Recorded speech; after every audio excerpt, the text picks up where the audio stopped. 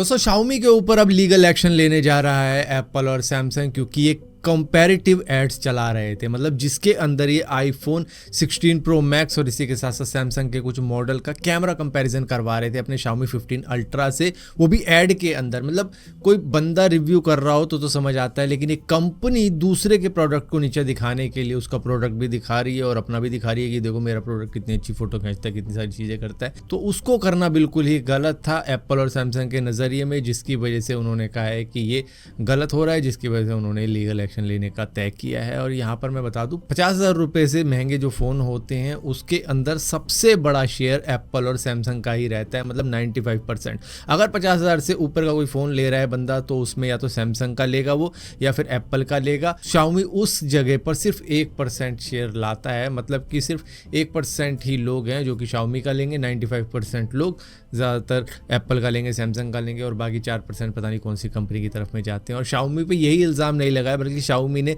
Samsung LED TV के खिलाफ भी कंपैरेटिव ऐड दिखाई थी कि ये देखो इनका टीवी देखो, ये देखो हमारा टीवी। तो मतलब अपनी जब बढ़ाई करने की बात आती है तो कुछ ना कुछ दिखा दिया जाता है कि हमारा बढ़िया है, तो वो चीज़ करनी सही नहीं थी, जिसकी वजह से Xiaomi के ऊपर अब लीगल एक्शन हो रहा है। दोस्तों यूएस के ट्रेड एडवाइजर पीटर नवारो ने इंडिया को एरोगेंट बताया है कि ये रशिया से ऑयल लेना बंद ही नहीं कर रहे हैं, जबकि इनको मालूम है कि यही एक इशू है जो कि यूएस को खाया जा रहा है कि ये रशिया से ऑयल खरीदते हैं। इंडिया अपनी डेमोक्रेसी के हिसाब से यूएस, फ्रांस, जर्मनी और बाकी जो डेमोक्रेट कंट्रीज़ है उनके साथ खड़ा होना चाहिए। वो भी चाइना और रशिया के साथ खड़ी नहीं हुई है तो इंडिया को खड़े होने की क्या ज़रूरत है, तो ये ऐसी बातें कर रहे हैं। लेकिन इंडिया की एक सिंपल सी फॉरेन पॉलिसी है कि जो हमारे देश के लिए सही होगा हम वही करेंगे, हम दूसरों का नहीं देखेंगे कि भैया दूसरे हमें क्या बता रहे हैं। अब यूएस खुद रशिया से फर्टिलाइज़र, ऑयल और बाकी की सारी चीज़ें खरीदता है, लेकिन इंडिया को क्रिटिसाइज़ कर रहा है। ऊपर से वो चाइना पे सैंक्शन नहीं लगा रहा है, वो इंडिया पे सैंक्शन लगा रहा है। और इसी के साथ साथ वो इंडिया चाइना के रिलेशन देखते हुए अब अक्सर चीन के इशू को भी सामने ला रहा है कि ये देखो you're getting in bed with the authoritarians. China, you've been at quiet war with them for decades. They invaded Aksai Chin and all your territory. These are not your friends, folks. Okay, and the Russians, I mean, come on. अक्सर चीन भी ले आया China ने तुम्हारा, लेकिन फिर भी तुम चाइना के साथ में हो। तो मतलब हर वो चीज़ कर रहा है वो जिससे कि इंडिया चाइना को छोड़े और यूएस की तरफ आए और इसी के साथ साथ रशिया को भी छोड़े। तो इस तरीके की चीज़ें की जा रही है। यहाँ पर यूएस कांग्रेस के कुछ मेंबर तो ट्रंप को भी क्रिटिसाइज़ कर रहे हैं कि उन्होंने चाइना पे सैंक्शन नहीं लगा, इंडिया पे लगा रहा है। तो एक तरीके से वो इंडिया को बुली कर रहा है। और अब ये यूक्रेन रशिया वॉर नहीं रह गई, अब ये ईगो का क्लैश हो चुका है कि मतलब इंडिया को किसी तरीके से डाउन करना है, वो चीज़ें हो रही है। लेकिन यहाँ पर सॉफ्ट साइड देखी जा रही है कई सारे यूरोपियन मीडिया द्वारा, जर्मनी के मीडिया द्वारा, जहाँ पर खुद ये भी दिखाया गया है कि भैया मोदी जी ने ट्रंप की कॉल नहीं उठाई, ऐसी भी बात की जा रही है। और इसी के साथ साथ ये भी कहा जा रहा है कि अब यूएस एक्चुअली में इंडिया को बुली कर रहा है, जो कि बिल्कुल गलत है। इनके साथ में सालों के इतने अच्छे रिलेशन थे वो सभी ट्रंप खराब कर रहे हैं। दोस्तों एक शॉकिंग खबर सामने निकल कर आ रही है कानपुर से, जहां पर एक सिक्योरिटी गार्ड जिसकी सैलरी मुश्किल से 10,000 रुपये पर मंथ है, उसको जीएसटी का नोटिस भेज दिया गया है 3 करोड़ 14 लाख रुपए का, जहां पर डिपार्टमेंट ये बताता है कि भैया तुम्हारा 17 करोड़ 47 लाख रुपए का क्लोथिंग बिजनेस है, रजिस्टर हो रखा है तुम्हारे नाम पे, तो तुम्हें ये पैसा चुकाना पड़ेगा। लेकिन ये शॉकिंग ही नहीं है, बल्कि ये एक रबिश चीज़ हो रही है जो भी हो रही है इन सिक्योरिटी गार्ड के साथ। मतलब ये तो एक हरासमेंट है कॉमन मैन के लिए कि कोई भी किसी के भी नाम पर इस तरीके का बिजनेस चालू कर रहा है और उसके बाद में अथॉरिटी उनको नोटिस भेज रही है कि तुमको इतने रुपए चुकाने पड़ेंगे। अब इस बंदे को ये केस लड़ना पड़ेगा कि भैया मेरे नाम पर कोई बिजनेस नहीं है, पता नहीं किसने फ्रॉड बिजनेस क्रिएट कर रखा है, क्या कर रखा है। लेकिन ये एक तरीके की हरासमेंट है कि अब ये बंदा अपनी जॉब छोड़ के इनके ऑफिसों के चक्कर काटेगा सिर्फ इनकी गलती की वजह से, कि उनको नहीं पता कि ये बिजनेस किसका है। मेरे पैन कार्ड थे, किसी ने जीएसटी नंबर बनवा लिया है दिल्ली में, मेरे ही नाम होम इंटरप्राइजेस से फर्म खोली है।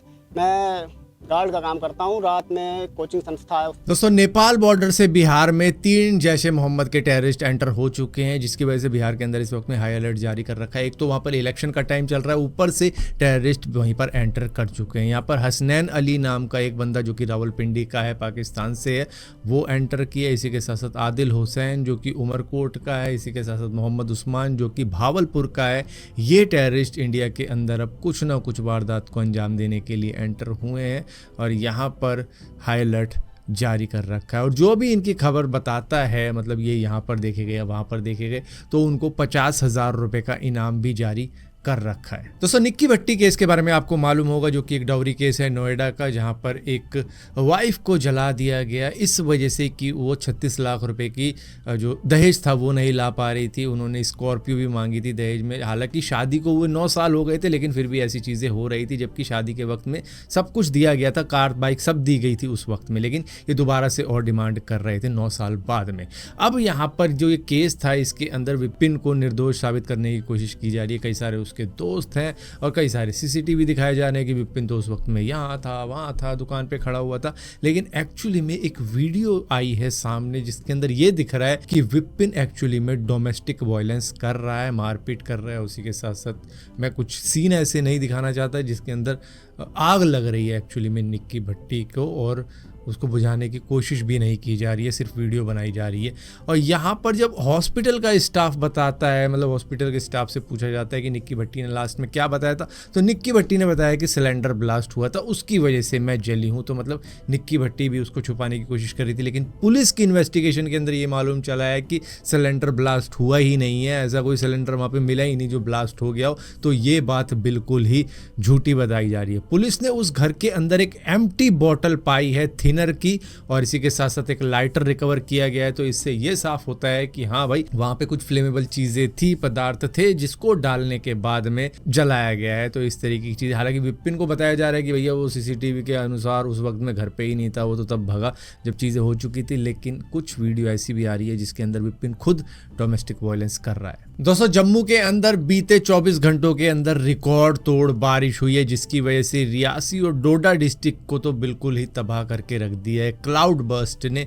और इसी के साथ साथ वैष्णो देवी, जो कि सबसे सेफ यात्रा मानी जाती थी, वहां पे भी अर्धकुंवारी के रास्ते में काफ़ी ज़्यादा लैंडस्लाइड हुआ है, जिसमें कई सारे लोगों की जान गई है। मतलब ये यात्री दर्शन करने के लिए जा रहे थे और अचानक से क्लाउड बर्स्ट हो जाता है, लैंडस्लाइड हो जाती है, जहाँ पर सिचुएशन ऐसी आ जाती है कि एकदम से ही जल सैलाब सा आने लग जाता है, जिसके बाद में सभी ऊंची जगह पर चढ़ने की कोशिश भी करते हैं और लैंडस्लाइड में फिर भी कुछ लोग दब जाते हैं। जहाँ पे घोड़ा ले जाती है, उस जगह पर दबने की वजह से करीबन 40 से 41 लोगों की जान जा चुकी है। इसके बाद में सीएम उमर अब्दुल्ला ने सवाल किया है, जब श्राइन बोर्ड को पहले से मालूम था, वेदर अपडेट उनको मिल चुकी थी कि इस तरीके की चीज़ें हो सकती हैं, तो भी उन्होंने यात्रा क्यों जारी रखी। फिलहाल के लिए तो यात्रा सस्पेंड कर दी गई है, अब कोई भी वैष्णो देवी की यात्रा नहीं हो रही है, लेकिन ये सवाल ज़रूर पूछे गए हैं। इसी के साथ साथ जिनकी जाने गई है उनको 6 लाख रुपए का मुआवजा देने को कहा गया है। और यहीं पर दोस्तों जम्मू कश्मीर, मनाली वगैरह, इन सब जगहों पर जो भी एकदम से क्लाउड बर्स्ट हुआ है और जो भी तबाही हुई है, उसका असर पंजाब में भी देखने को मिला है। वहाँ के निचले इलाकों में भी काफ़ी ज़्यादा फ्लड आया है और उसकी वजह से इंडियन आर्मी ने डिप्लॉय कर दिया है अपना एडवांस व्हीकल, जो कि ज़मीन पर भी चलता है, इसी के साथ साथ फ्लडेड एरिया में भी चलता है, जो कि अमृतसर में इस वक्त में भेजे गए हैं रेस्क्यू करने के लिए, लोगों को बचाने के लिए, जो भी किसी सिचुएशन में फंसा हुआ है उनको निकालने के लिए।